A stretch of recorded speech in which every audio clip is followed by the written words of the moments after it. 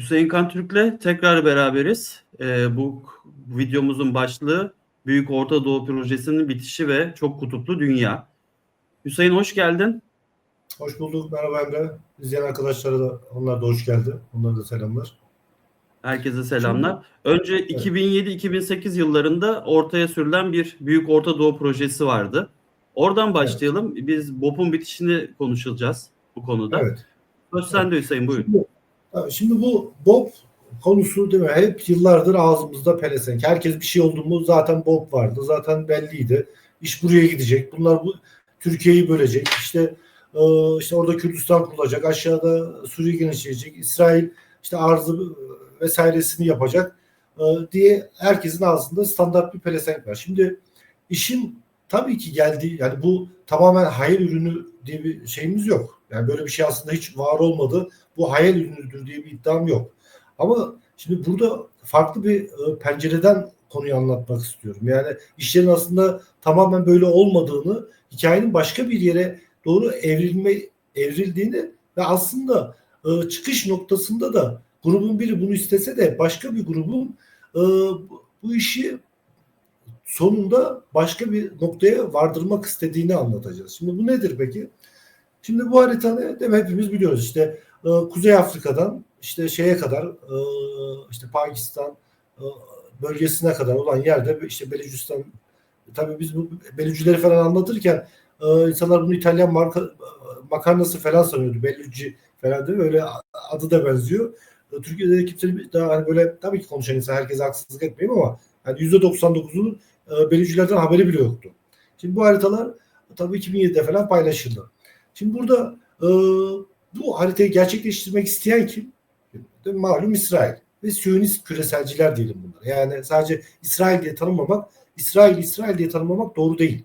Şimdi bu ellerindeki yüksek teknoloji, değil mi? Bu organik bağlar, e, istihbarat ağı, bunların tamamı Siyonist küreselciler sayesinde olan bir şey. Yoksa İsrail devletinin kendi mesela Mossad bile tek başına niye Mossad için güçlü diyorlar?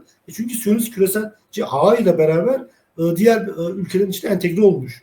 Değil mi? Çoğu ülkede tabii Amerika'yı tamamen zapt etmişler. Entegre olmuş vaziyette. Şimdi bu ağ bu Büyük Orta Doğu projesiyle neye başlattı? Neyi start verdi? İşte Arap Baharı ile beraber. Hatta Arap Baharı başladığında Obama'nın bir lafı vardı. Yani ya biz bunu niye yapıyoruz ben çok da anlamıyorum falan diye. Çünkü sen nereden bileceksin? Sen konunun içinde değilsin. Ee, Bunu Siyonist küreselciler tetikledi. Ne yaptı? Bütün o Kuzey Afrika'dan başladı.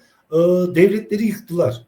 Yani evet, Libya yıkıldı, Mısır birbirine girdi, Cezayir'i orası burası. En son işte Irak işte değil mi? Ondan sonra Irak dağıldı. İşte en son Suriye'ye geldi iş. Suriye 13 yıl değil mi? Yaşadık neler olduğunu. Evet. İran değil mi? Zayıflamaya başladı.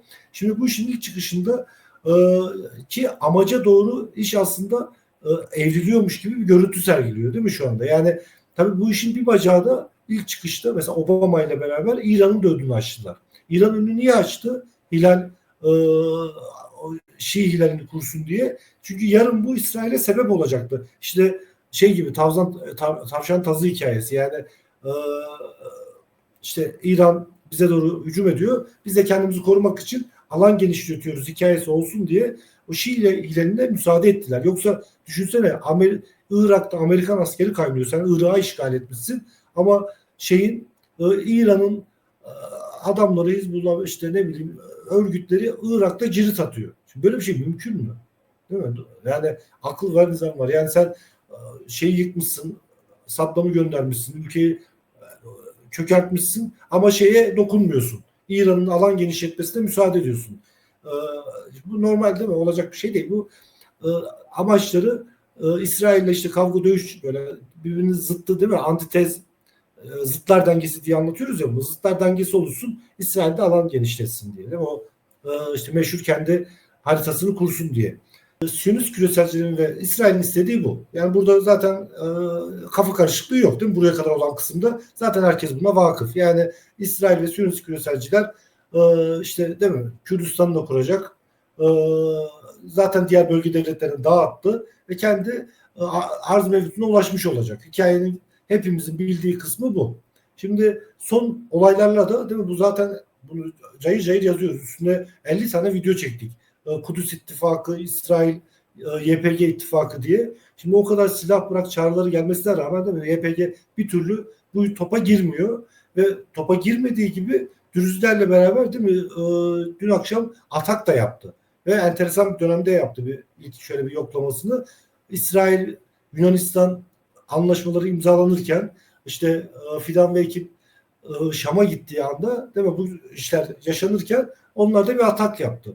Şimdi şimdi diğer videolarda bunu anlattık. İsrail bu konuda tek başına da hareket etmiyor. Sadece hani Siyonist küreselciler ve İsrail yok işin içinde. Yunanistan'ı da yanına çekecek diye bunu zaten anlattık. Anlaşma da dün imzalandı. Doğru mu? Yani Evet, işler doğru. aslında tam da anlattığımız gibi seyrediyor. Şimdi insanların gözünde Hindistan çok uzak bir yerde. O konunun bize hiç ulaşmayacağını zannediyor ama iş öyle değil. Yarın göreceğiz ki Hindistan'ın gemileri bir bakmışsın gelmiş Yunan limanlarında Hint savaş gemileri çıkıp gelecek. İşte Hint askerlerini Bu göreceğiz. yaz geldiler. Hindistan, Güney Kıbrıs'a tatbikata katıldılar. abi, daha da ciddi bir şekilde. Yani tatbikatların ötesinde buraya gemileriyle geldiklerini göreceğiz. Askerlerin geldiklerini göreceğiz. Yani Hindistan, e, işte İsrail, Yunanistan bu üçgen içinde sıkıştırmak istiyorlar. Yani biraz insanlar geniş bakmak gerekiyor. İlla düşman dediğin şey hemen çizginin bu orta çağ kafasıyla çizginin hemen öbür tarafı değil. Yani senin hasmın dediğin şey ta Hindistan'dan başlıyor. Seni ta oradan kuşatıyor. E, Senin arkandan kuşatıyor. Yani arkan dediğin yer neresi? Pakistan'dan başlıyor senin kuşatmaya. Çünkü senin tarihsel olarak çok güçlü bir müttefikin olduğunu biliyor. Orayı yıkmadan, ya orayı yıktığında, Pakistan'ı yıktığında seni bir çemberini küçültmüş olacak. Daha dar alana sıkıştırıp olup öyle yenmek istiyor. Şimdi peki bu plan bu. Şimdi İsrail'in planı bu. Peki bundan başka bir plan yok mu? Yani sadece Siyonist küreselcilerin bir planı var. Şimdi bu Siyonist küreselciler aynı zamanda Amerika'nın da yıkılmasını istemiyor. Aslında hani sürecin devam etmesini istiyor. Orada işte ellerini vasal devlet haline getirdikleri Amerika üstünden kendi BOP'larıyla beraber işte Büyük İsrail işte böyle bu düzen devam etsin istiyor. Onların başka bir düzen gibi bir talepleri yok. Yani Netanyahu da orada bir çıkıp çok kutuplu vesaire dese bile o işte hani zayıflasa bile işte BOP'la yükselen bir İsrail ama Amerika'nın da varlığını öyle böyle devam ettirdi. Düzenin devamını istiyor. Ama SEHEM dediğimiz yapı, üstüne videoyla da çekip anlattığımız yapı daha yukarıdan bakıyor işe. Diyor ki senin bu uyduruk haritalarınla işte küçük bir alan içinde gölde çıkarttığın bu fırtınalarla ilgilenmiyorum diyor. Yani orada Suriye'yi yıktım, oradan toprak aldım. İşte şunu kurdum. 3-5 metre arazimi genişlettim hikayende ilgilenmiyorum diyor. Benim derdim diyor çok merkezli dünyayı kurmak diyor. Yani Amerika'yı yıkmak, Birleşik Krallığı yıkmak, bir ucu Avrupa Birliği'nden başlayıp öbür ucu Japonya'ya kadar oluşan eskinin kaybetmişlerini de yanına alıp değil mi? Almanya, Japonya, Türkiye'de değil mi? Biz Dünya Savaşı'nı kaybettik. Bu Anglo-Sakson düzeninin kaybedenlerini yanına alarak çok merkezli dünyayı kurmak istiyor. Şimdi bu haritanın üstünde konuşacağız. Şimdi buraya giderken SEHEM için peki kime ihtiyacı var? Yol alabilmesi için Türk İslam dünyasına ihtiyacı var. Yani aslında burada yine aynı şeyi söyleyeyim. Hızır işini yaptı. Yani böyle anlatmak daha hem hoş oluyor hem de daha anlaşılır olur diye düşünüyorum. Şimdi Siyonist göstericiler eliyle coğrafya dağıtıldı. Dağıtıldı. Her yer yakıldı, yıkıldı. Dön dolaş. Geriye 2 tane güç kaldı. Biri İsrail, biri Türkiye. Yani bu işin sonunda ya Türkiye İsrail'i tokatlayacak, İsrail pasifize olup evine dönecek, 1967 sınırlarına razı olup küçülecek ya da Türkiye değil mi bu işin kaybedeni olacak. Hindistan, Yunanistan, İsrail üçlüsü Türkiye'yi parçalayacak. Değil mi? Ya da bu başka seçenek yok. Şimdi bizim de dahil olduğumuzu söylediğim SEHEM'in beklentisiyle gelecek planıyla diyelim. Beklenti demeyelim de buna. Bunların gelecek planıyla Türkiye'nin Birleşik Devletleri dönüşme hikayesi paralel bir uyum içinde. Aynı amaç, aynı amaca sonuçları. Şimdi o yüzden bu işin sonunda yani Hızır eliyle diyelim İsrail kendi amacına ulaşmak için bölgeyi dağıttığı noktasında Türkiye hem PKK'yı tasfiye ettiğinde hem Yunanistan'ı o Batı deniz duvarını yıkıp Yunanistan'ı eski Mora'ya döndürdüğünde ve İsrail'e tokada attığında işte iş sonunda bu zayıflamış coğrafyanın Birleşik Devletler Türkiye'ye dahil olmasıyla sonuçlanacak. Yani bu da bir sonraki aşama için SEM'in de ihtiyaç duyduğu bir şey. Yani bu yapı, yani Türkiye'nin Birleşik Devletler olarak işte bu yanmış yıkılmış coğrafyadan tek güç olarak yükselip kendi duvarlarını da yıkmış. Yani batıdaki deniz duvarını, zaten Kafkasya'da o deniz duvarı zaten yıktık Karabağ Savaşı'yla. Şimdi güneydeki PKK-İsrail duvarını da yıktığında işte bu dağılmış coğrafyayı toplayacak bir tane güç kalmış olacak geriye. O da Türkiye. Bu da Birleşik Devletler'in yolunu açmış olacak. Şimdi hep ben şunu söylüyorum. Tamam, karşımızdakiler kalabalık ama biz de yalnız değiliz.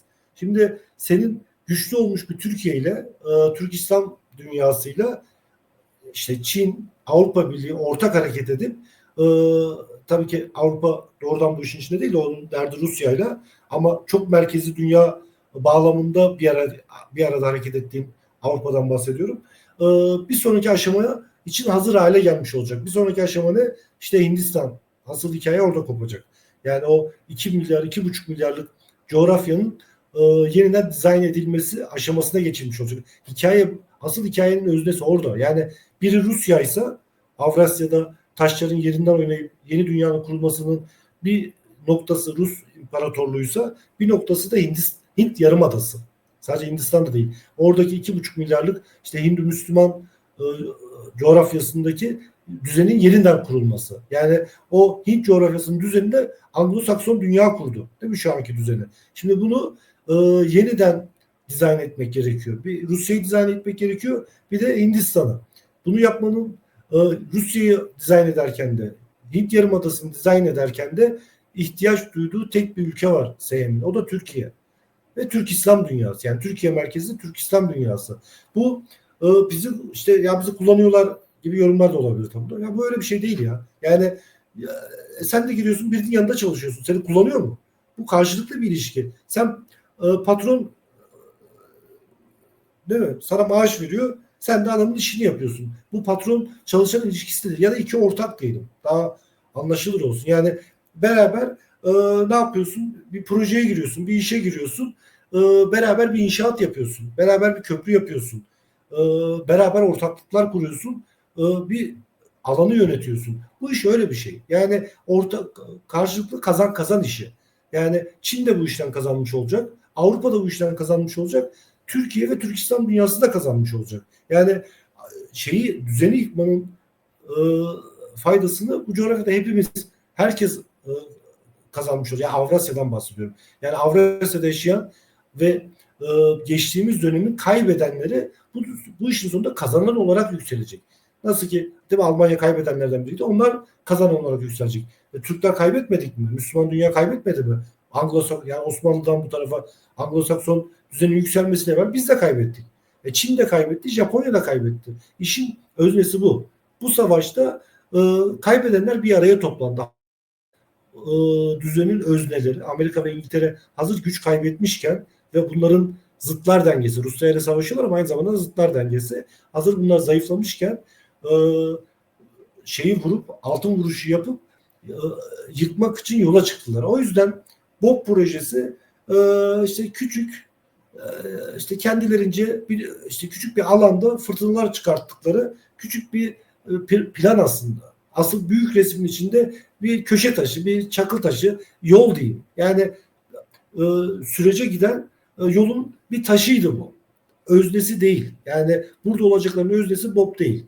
BOP bir ayrıntıydı. Hatta yemdi. Siyonist gözlemcilere yem diye de ifade edebilirim. Yani Siyonist gözler bu yemi yuttu. Kendi amacıyla ulaşmak için alanı dağıttı. Sonunda da Türkiye bu alana çökmüş olacak. Yani onları tokatladığında bu alana hakim olmuş olacak. Gelince de o biraz önceki haritam var ya, Avrupa tepeden gözüktü. Şimdi en nihai amacı da Avrupa İmparatorluğu'nun bu haritaya ulaşmak. Şimdi herkesin bir ajandası var. Şimdi Türklerin yok değil mi? Biz de her gün Twitter'da haritalar paylaşılıyor, işte sınırlar şuradan şuraya. Sadece bizimle de ilgili değil bu. Aç Meksikalılara bak, onlar da Amerika'da tekrar eski topraklarını aldığının haritalarını paylaşır. İşte Hindistan'a aç, o haritalar paylaşır Hindular. Türkiye'ye kadar aldıkları haritaları. Çinlileri aç, işte onlar da öyle. Japonlar, her ülkenin kendi tarihsel hegemonya alanını kendine ait gördüğü eski milletlerin böyle haritaları, böyle planları şeyi vardır kafasındaki hikayesi. Avrupa Birleşik Devletleri'nde Avrupa Birliği Avrupa İmparatorluğu'nun hayali de bu. Yani kuzeyi, Kuzey Kutbu dahil, işte Kanada'dan Rus toprakları dahil tamamının Avrupa Birleşik Devletleri'nin bir parçası olmasını istiyorlar. Yani ulaşmak istedikleri yer bu. Şimdi onlar için de bu amaca ulaşmanın yolu işte önce şeyle, işte Rusya'yı, değil mi? Rusya'yı ve Hindistan'dan, Rusların müttefiki Hindistan'dan kurtulmak geçiyor. Yani burada bir ortak menfaat var. Yani şu an için, yani 2060'a kadar olan dönemi söylüyorum. Hani bugünden savaş dönemi ve sonra tabii ki hikaye tekrar birbirine, zarlar yeniden atılmış olacak, kartlar yeniden dağıtılmış olacak ama işte Avrupa'nın kendi menfaati için, işte bu haritaya ulaşmasına giden yolda Türkistan dünyasıyla anlaşmaya ihtiyacı var. Çünkü yarın Çin'le işte kafa kafaya gelecek. Rusya'yı dağıtması gerekiyor. Hindistan'dan kurtulması gerekiyor. Çin'e dönüp bakıyorsun, işte o Hint baskısından, işte sonuçta 1,5 milyarlık bir ülke Amerika'dan destek alıyor. O basınçtan kurtulmak için Hindistan'ı yıkmaya ihtiyacı var. Şimdi karşı tarafa bakıyorsun, İsrail Siyonizm yapısına, Hindistan, Yunanistan işte PKK denklemiyle seni boğup buraya yerleşmek istiyor. Şimdi şeyin resmi görüntüsü bu. Yukarıdan baktığında Yani kendi burada düğüm görüntüsü bu. özellikle Orta Doğu'da Türkiye ve İsrail arasında olacak. Düğüm oradan Kesin. çözülecek gözüküyor.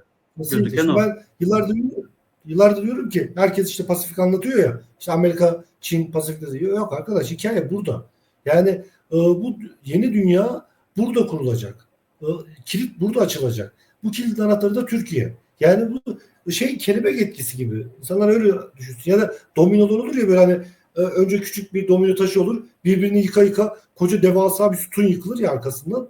Bu iş böyle. Yani Türkiye'nin işte Ermeni duvarını o yıktığı bir küçük bir hamleydi ama aslında büyük bir hareketi tetikledi. Şimdi aynı şekilde işte PKK'yı orada tasfiye etmesi başka bir süreci tetiklemiş olacak. Sonunda işte Yunanistan en son İsrail'i durdurduğunda hikaye yeni bir aşamaya geçmiş olacak. Yani o çok merkezli dünyanın asıl savaşının verileceği. Yani bu işler de çok uzun zamandan bahsetmiyorum. Bu süreç tabii Yunanistan hariç o asıl savaş döneminde olur ama PKK ve İsrail'in pasifize edilmesi savaştan önce olacak süreçler. Yani şurada önümüzde bu işte 2026'ın 2027'nin ajandası bunlar.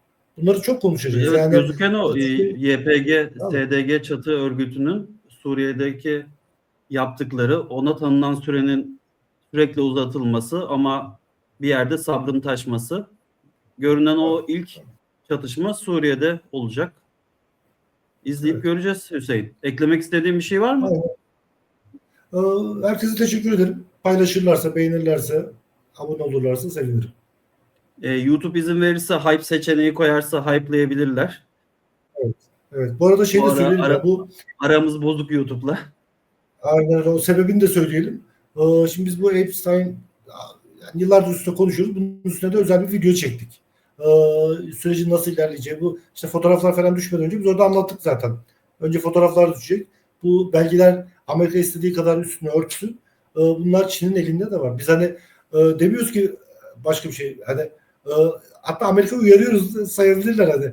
Bu belgelerin hepsi videolarıyla beraber küreselcilerin üstünden, nasıl ki teknoloji aktardı küreselciler, istihbarat da aktarıyor. Yani bunu gizemli bir durum da değil. Anlamayacak bir şey de yok bunda. Yani YouTube bizi niye perdeliyor onu anlamadım ben. Yani Epstein Dönecek. videomuz izlendikçe izleme sayısı düşüyor. Çok ilginç bir şekilde. Yani 8.500'dü, izlenmesi arttı, 5.000'e düştü izleyen kişi. Yani 3.000 Daha kişiyi da düşecek sildiler gibi. ama İzlendikçe düşecek. evet. Yani o kendileri bilir. Olacakları değiştirmiyor. Yarın Çin'den videolar geldiğinde bakalım onları nasıl silecekler. Yani bilmiyorum. Bakın izleyeceğiz. Biz de göreceğiz. İşin içindeyiz. Hem Aynen içindeyiz öyle. hem dışındayız. Bakalım neyle Aynen öyle. karşılaşacağız. İzlediğiniz için Aynen öyle. teşekkürler. Bir sonraki videoda görüşmek Teşekkürler. üzere. Görüşmek üzere.